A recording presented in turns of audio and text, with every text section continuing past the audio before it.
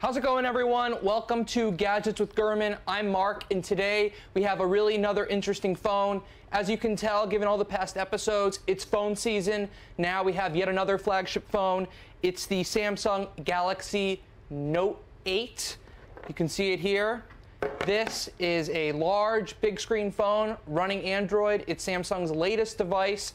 And this phone comes at an extraordinarily important time for Samsung. Samsung as a company, as you may know from reading on Bloomberg, is going through a lot of crises right now. Last year, there was the Note 7 battery life debacle, where the batteries would actually explode from overheating if you overcharged it. There were some instances where the phone would explode if it was left in a hot Jeep. Lots of poor situations having to do with the Note 7. Anytime you wanted to fly, you got an alert from the FAA saying you couldn't bring the phone on. It was pretty embarrassing. At the same time now, you have some Samsung executives being charged with bribery, and one of them going to prison for 5 years in South Korea. So right now, Samsung's brand is taking a big hit. But now they have the Samsung Note 8. It's their opportunity to show that their brand is strong. Even if this phone fails, it won't really hurt their bottom line financially and monetarily, because the Samsung conglomerate is built up with so many different businesses. But what it would do if this phone flopped is really hurt the Samsung brand, continuing a recent string of crises the company has been hit with. So it's very important that this Samsung Note 8 lives up to expectations. And today in Gadgets with Gurman, we're going to walk through it and let you know what we think. But first, my takeaway from this phone: it lives up to the Note 8 name. It has the stylus. It works well. There haven't been issues. Nobody I've seen has reported any serious issues like the battery situation last year. It's a good phone. It's fast. It runs Android. It's a big screen. It's probably, in my opinion, the best big screen Android phone available right now. But there's a lot of competition, and the problem is there's lots of other good options going on right now.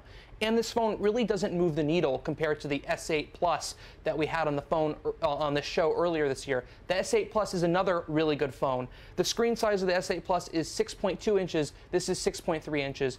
That means the only differentiators on this phone is the stylus, the dual camera on the back, and some of the internals. So it's not a big leap forward. And it comes just ahead of the new iPhone and a bunch of other phones that you can see on the table here. There's been so many Android phone launches going on. Apple has their launch coming up over this last few weeks and over the next few weeks as well. So it's a hard time for Samsung to come out with a new phone. At the least, it lives up to its name, but it's not a significant leap forward. And some of my takeaways on this phone, and let's zoom into the monitor and I can take a look and show you some things. So the phone, has a large, giant 6.3-inch screen, and I want to compare it in terms of size to some of the other new phones on the market. So this is the regular S8 here. This is not the S8 Plus. Now this has the 5.7-inch screen. You can see it's quite a bit smaller, right? And if you compare it to the S8 Plus, it's pretty much the same size, the slim bezels on all the sides. And while we're doing this, if you can please send in your questions and I'll answer them about this phone and the other phones you see here and the comparison to the iPhone 8. We'll do that while we're going through here. Another cool phone we had on the show recently, this is the Essential phone, the PH1. This has a 5.71-inch edge-to-edge screen. Again, quite a bit smaller. But then we're going to look at some of the other phones and we get into a similar size territory here.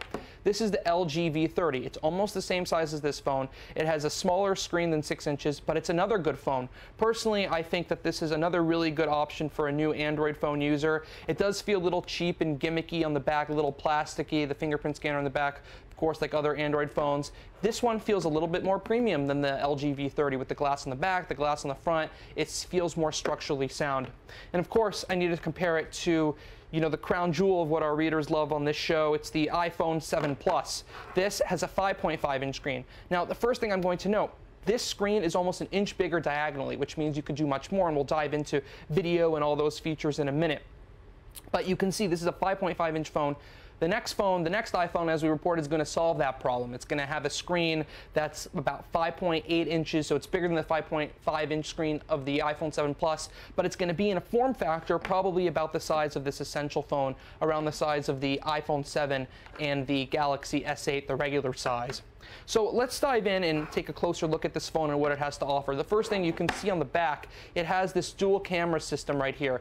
Now, these dual cameras function very similarly to the dual cameras on the back of the iPhone 7 Plus. The 7 Plus was one of the first phones to sort of popularize that concept. It allows you to do a cool bokeh effect, so you take a picture and you can blur the background. Another feature, of course, is the stylus. And if you look on the bottom here, you can just pop out the stylus, you click it, and it feels secure when it's in there, and you can just pull it out, and then you have your stylus. Now, we have a few questions coming in here before I jump into this. It's quite expensive. How high can phone prices go? That's a very good point. If you're looking at a comparison to the version of the S8 Plus, the bigger one with the 6.2-inch screen, that phone costs around $840, $850 when you're buying it unlocked or with a carrier like Verizon or AT&T, if you're buying it full price, that is. And you look at this Note 8 phone that we have here in front of you, and I'm gonna unlock it with my face real quick, and we'll get into that. So it has this face unlock, and it works. It's hit or miss, right? So I'm actually trying to lift it up to my face right now to unlock it, and it's taking a minute here, and it's not working. So it's hit or miss, and that was one thing I was going to note. So I'm putting my passcode in now. So it's hit or miss, right? And let's try it again. I want to see if I can get it to work now that you can all see. So you click it, it's just not working. So that's the good thing about having a live show. You can see how things really work in the real world, and you can see I'm trying to unlock the phone in the real world with my face. I have it all set up to work with, and you know, obviously this is something everyone's talking about because the iPhone coming up is going to have the 3D facial recognition sensor. So there you have it. It didn't work live. It has worked a few times, but honestly, it has been hit or miss for me. And talking about phone prices, yeah, so this phone, $950, $960, $970, depending on your plan, your carrier, if you're getting unlocked. That's a lot of money for a phone, especially when you can get an essential phone for under $700. You can get an iPhone now, an iPhone 7, not one this size, for $650.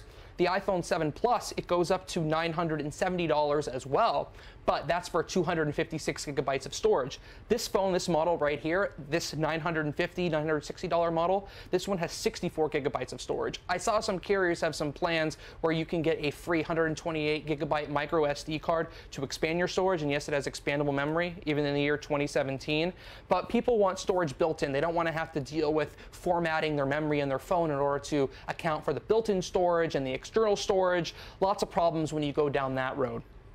So back to this phone, we have a lot of people asking how high can phone prices go? Well, the iPhone 8, the one that's coming up, whatever they call it, the premium model, the Pro model, that's going to cost upwards of $1,000. The 7 Plus goes up to $970.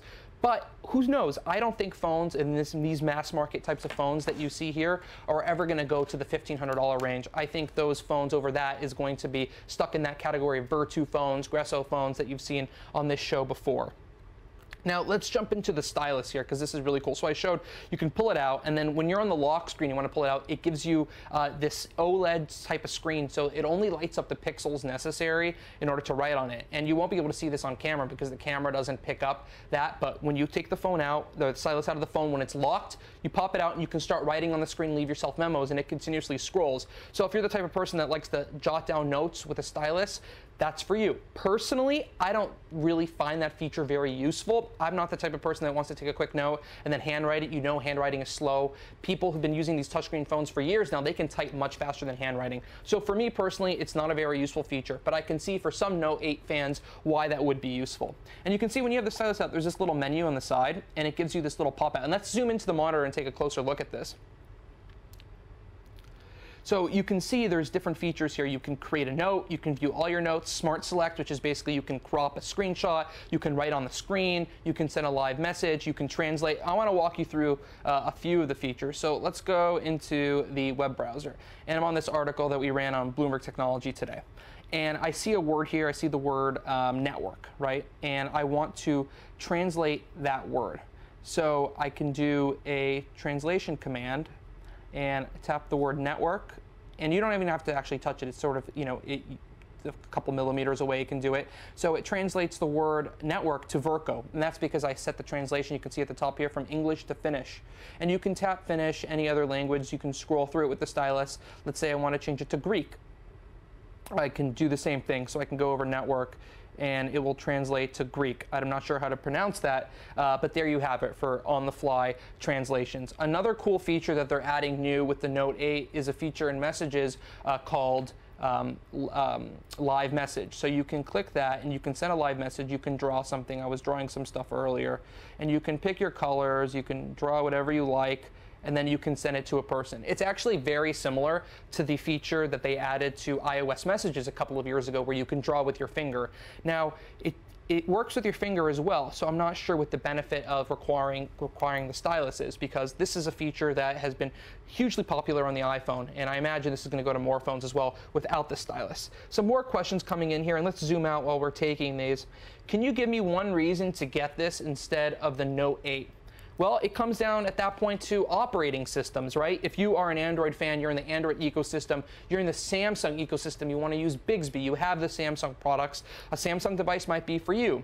But in terms of benefits, the stylus is really the only benefit or difference, if you consider that a benefit or a difference. Also, the larger screen. This is a 6.3-inch screen. The new iPhone's screen sizes are going to continue to be the 4.7-inch and the 5.5-inch screen sizes. And you can see a comparison here of the iPhone 7 and 7 Plus. But this new phone, the Pro premium model, over $1,000 that we've been reporting on, the screen's going to be a little bit bigger than the 7 Pluses, around 5.8 inches. So in terms of watching video, that's going to be a difference for you. And let's actually jump into that, because there's another feature of the Note 8 I do want to show you. And I'm going to put the stylus back in here for now. You can see how that pops in. It gives you a little click.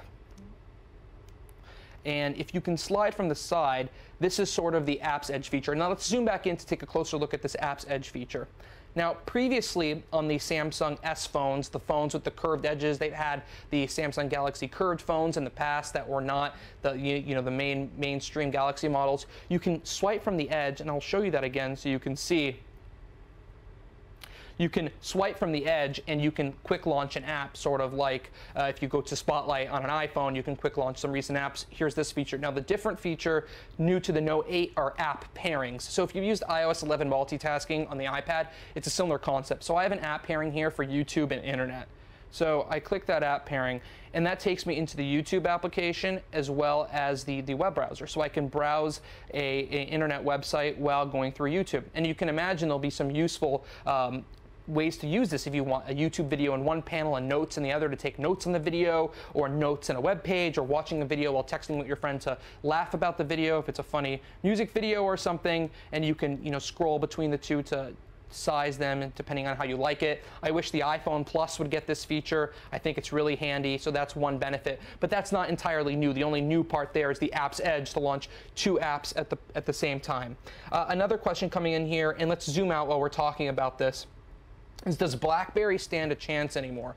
That's a good question, and I can definitively answer that for you. No, Blackberry does not stand a chance anymore, because Blackberry is dead. They do not make their own hardware anymore, and they license their design and their branding and some of their security software to a phone maker called TCL, which is a company based in Europe that can design hardware for other companies. We had some other phones on the show that sort of did the same thing, and so yes, Blackberry is pretty much done. Another question, can you sign documents with your signature? I'm going to pop the stylus out. And yes, to answer your question, there are applications to sign documents with your finger on this phone. Any phone, you can do that on an iPhone as well. The iPhone has it built in. A lot of phones these days, it's pretty much standard practice to include signing ability. You can download apps like DocuSign and other applications do that as well if a phone doesn't support it natively. Another question coming in here, can the battery be removed? That's a good question. So you can see on the back here, it is completely sealed. Now, this is something Apple got a lot of heat for in the early days of the iPhone, sealing the batteries in. But now a lot of the other phone makers are doing it. In fact, I believe every phone on this table actually has a sealed-in battery. The only difference is this Motorola phone you can see here. It has this little dock connector on the bottom where you can attach an external battery to add some juice to your phone. That's as close as you're going to get to an external battery. The days of having external batteries, I think, are pretty much soon to be over, unless it's a highly customizable modular phone. Because if they remove the battery compartment for removing the battery, it actually allows them to make the phone smaller because it's less components and such. Another question coming in here. I'm thinking about getting this to work. Do you think it's a good work phone? In my opinion, I think this is one of the best phones if you want to get a phone that does everything, right? A phone you can use on an airplane to watch video, and then when you hop off the plane, you can continue your work email and whatnot. Having that bigger screen is really a big benefit. I'm the type of person that says that if you can get a bigger screen, get the bigger screen. I always want the biggest screen possible because you can always do more on it. There's more opportunities for software updates to add more functionality. You see on the 7 Plus versus the 7 in terms of iPhones is the 7 Plus has much more functionality, a landscape mode. You can see on this phone you have the app pairings mode where you can launch 2 apps at once, side by side. There's a lot of cool functionality that you can get from the bigger screen, and obviously it's great for watching video. Another question coming in here. I have the Galaxy S5 right now. That's the flagship Samsung phone that came out a few years ago. Should I upgrade to the iPhone 8 or the S8? Such a hard decision. Well, I think that's a very good question. And the iPhone 8 obviously is going to be a highly sought after phone, a premier phone. There's going to be 3 models, an upgraded version of the 7 Plus going to an 8 Plus or whatever they choose to call it, an upgraded iPhone 7 to an 8 with those same screen sizes, and then that premier, that premium edition phone, some people call it, on the high end over $1,000. I think at that point it comes down to price. If money is no object, you're already willing to spend $1,000. I think the iPhone 8 or whatever they choose to call the high-end premium model is going to be a hot phone. That's going to be one of the most sought after phones, and I think you can't go wrong with that. If you're in the Android ecosystem, you want a very seamless upgrade from your S5 or another Samsung phone, you really can't beat the upgrade process for going Samsung to Samsung. So it's your choice, and also keep in mind iPhones have this feature where you can easily transfer data from Android. So look at it from an operating system perspective. Wait to see what the iPhone looks like when it comes out. Obviously, we've done a lot of reporting on it, but when you really see and they announce it and how they frame it with marketing, I think that's going to shift a lot of opinions. Another question coming in here, can you convert written notes to typed text? Yes, there's applications and features on the phone to be able to convert your written memos to typed text in order to email it. And iOS 11, I believe, on the iPad adds that feature as well with the Apple Pencil. So that seems to be a direction that both of the big players in the space, Apple and Samsung, are both taking. I'm curious if any of you want to send that in Facebook and Twitter. Would you use an Apple Pencil with an iPhone? Do you feel like Apple should do some sort of stylus? I feel like the Apple Pencil is too tall to really combine with a new iPhone, given that the size is pretty much optimized to the 11-inch and the 13-inch iPads. Is that something you would use? I don't think I would want to use one. Would you want it to be able to be tucked into the phone? The cool thing with the Samsung is that you can actually put the stylus back in. It's really hard to lose it if it's not something that you have to carry separately. If you have to just put it in the bottom of your phone, it's probably harder to lose. I'm sure there's going to be some people who lose them. Obviously, people write in all the time to tell me they keep losing their AirPods, so I'm sure people will find a way to lose this stylus, but I don't think it's easy to lose as something you have externally. More questions coming in here. Will makeup affect face recognition? That's a good question. Maybe the makeup is affecting my ability to open this phone right now. I don't know. I don't think so. But no, I mean, it really shouldn't. I don't think it does. I'll keep playing with this after the show to see what's going on. But yeah, like I said, I was having hits and misses with this phone when I was wearing sunglasses. I actually saw a report on Twitter this morning that someone held up a picture of someone to the Note 8, the facial recognition scanner, and was able to be let in. And I know even when you set this phone up, it tells you when you're trying to set up different levels of security, you have the ability to swipe your finger to do the pattern. And I can show you that on this LG V30. You can see when you want to unlock, you have this pattern here. It's the same thing on all Android phones. The face recognition, the iris scanning to be able to unlock it with your eyes, different levels of security. Obviously, they're telling you the most secure is a passcode. I don't think that's something you're going to have to worry about with the new iPhone. I think Apple is going to show all its levels of security are pretty much on par with each other. Now, something really important to know is the battery, right? People are asking, is this thing going to explode? Well, what I can tell you is that when the S8 came out, no one has reported any exploding issues with that. No one so far, very few people have the Note 8 at this point for reporting issues with the battery on this. They said they've worked with the laboratory to certify the battery in order to appease customers. I really don't see a way that there could be a similar battery exploding situation with this Note line 2 years in a row. It would be destructive and detrimental to the company. There's situations where a company knows there's a problem and they have to fix it, and there's no way they can let it go. They had last year's problem. There is absolutely no way they would allow this to happen again. And if we do see reports, we'll be sure to bring those to your attention, but I haven't seen any yet. And remember, the Note 8 reports or the Note 7 battery reports started cropping up immediately. Now, I have another thing going on right here. It's this inductive charger. It's this fast charging brick. And the way this works is it's a wireless charger, a separate wireless charger, so to speak, for the Note 8. And the way it works, you plug in the USB-C cable in the back here, the same one you can plug into the bottom of the phone. You put it down, and then you put the phone on top of it, and it charges. In my testing, it says fast charging on it, but it takes a little bit longer to charge. Maybe it's a fluke than when I plugged it into the phone directly. I will note, when I plugged into the phone directly, and it's the same thing with the S8 Plus, I've been using that as well on the side, those phones charge up super fast. It charges up from 0 to 75, 0 to whatever, much more quickly than an iPhone 7 Plus in my uses. And there's talk that the fast charging capabilities will come to the iPhone 7 Plus. Now, I want to zoom in a little bit more on this charging brick, this inductive charging station, to show you a little bit more about it. So let's zoom in here. You can see it says fast charging on the top, and it's this gray sort of device. You can see the overall size. I'll show you because I know a lot of you have 7 Pluses and whatnot. This is the size comparison to this phone right here. Now I'm going to put the Note 8 on there, and you can see you flip it over. It's a little brick here. It has some air vents on the bottom. You plug in the USB on the bottom here.